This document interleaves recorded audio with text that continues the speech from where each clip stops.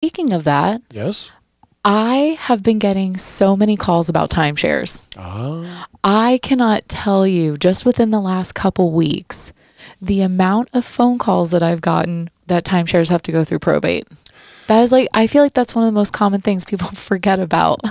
Well, what you're saying is that you had people calling you and saying, hey, my mom died. She owned a timeshare. Yes. It's going to require probate to get that timeshare out of mom's name and into my name or the name of the kids. And then, we know that a timeshare is not an asset. It's a liability. It really is. There's no value to it. If you think there's value to your timeshare, go out and try and sell it to somebody.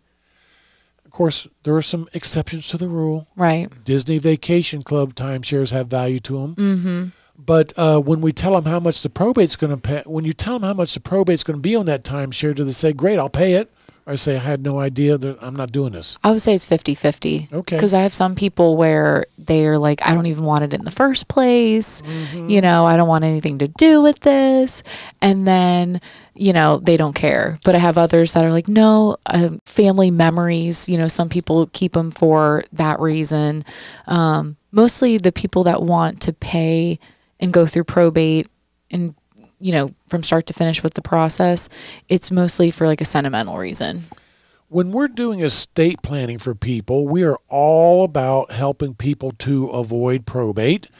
And when we talk about a traditional piece of real estate, a home, a vacation home, vacant land, commercial property, we have a great tool for avoiding probate on Florida real estate called a ladybird deed. It's a deed that Olsen Law Group will prepare. It states that as long as a client is alive, it is their home property to do with as they please.